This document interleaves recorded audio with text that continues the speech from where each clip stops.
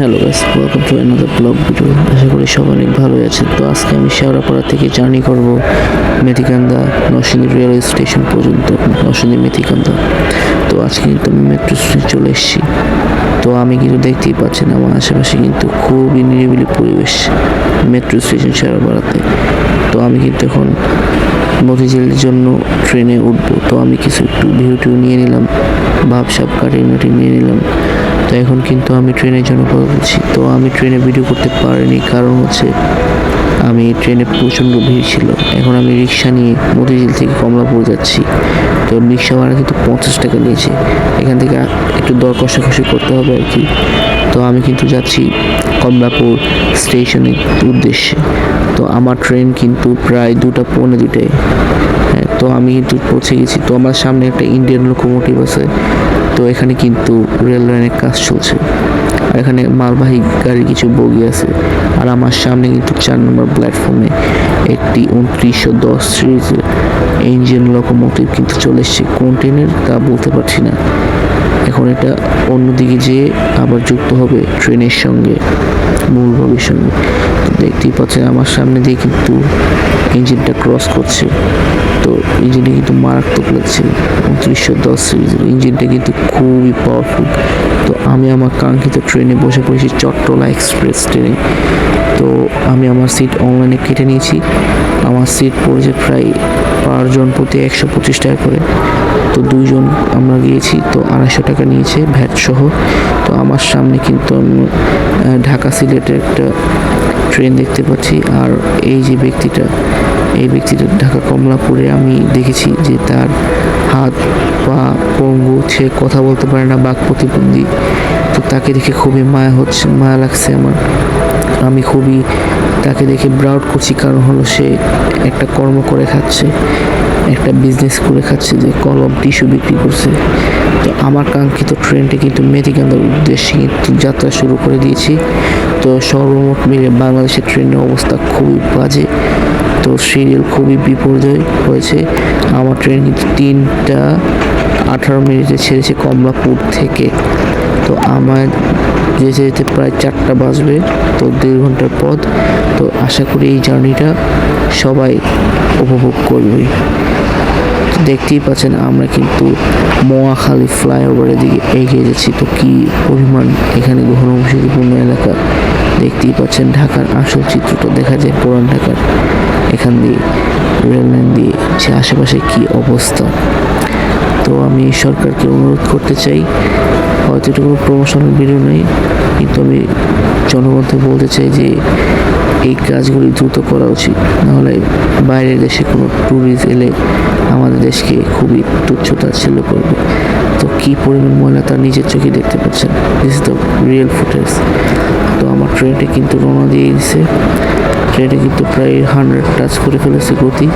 তো আমরা কিন্তু তেজগাঁও এবং ক্যান্টনমেন্ট পার হয়ে বিমানবন্দরের উদ্দেশ্যে যাচ্ছি। তো আমার সামনে কিন্তু এখানে খুবই অনেক দূর পর্যন্ত ফাঁকা জায়গা আছে। আমার সামনে আছে কিন্তু ঢাকা এলিভেটেড এক্সপ্রেসওয়ে।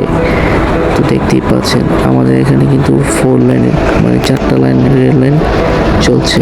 এখন কিন্তু আমি ঢাকা এলিভেটেড এক্সপ্রেসওয়ের একদম মানে কাছাকাছি অবস্থান করছি। তো আমি কিন্তু বিমানবন্দর দিকে এগিয়ে যাচ্ছি।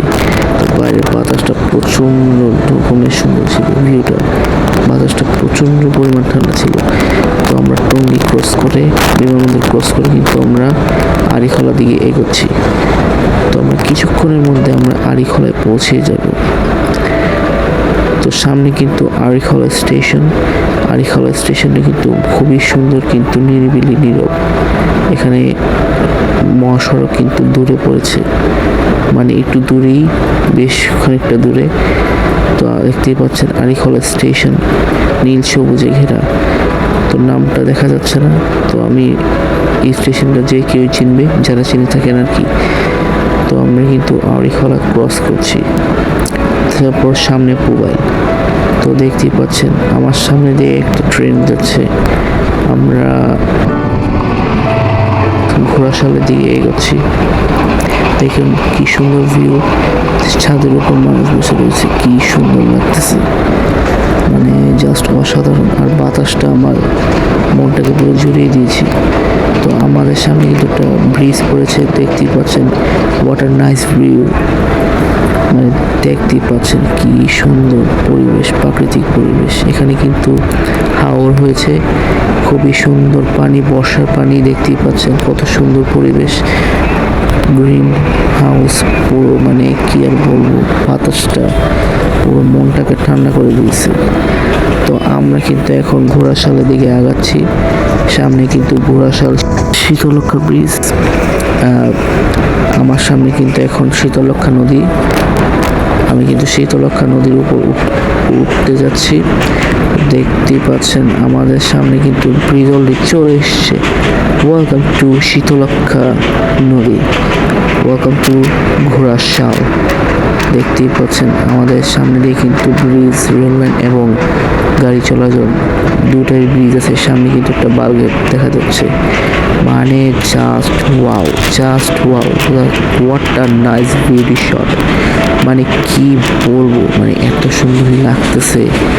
মানে এই জায়গাটা এত সুন্দর যে মনটা বলে যে এখানে থেকে যাই, কিন্তু বারবার দেখাই লাগে, আমরা নামতে পারি না। তো আমরা কিন্তু অনেক অপেক্ষার শেষে মেথিকান্দা অবশেষে চলে আসলো। তো আমি কিন্তু চট্টলা এক্সপ্রেস থেকে নেমে কিন্তু মেথিকান্দা স্টেশনে আছি।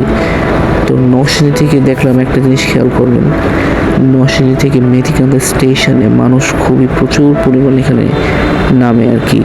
নরসিংদী এত লোক নামে না, যেখানে মেথিকান্দায় প্রায় 100-200 লোক নামে। তো আমার সামনে দিয়ে কিন্তু একটা ইন্টারসিটি ট্রেন চলে যাচ্ছে, দেখতেই পাচ্ছেন 2900 সিরিজের লোকোমোটিভ নিয়ে।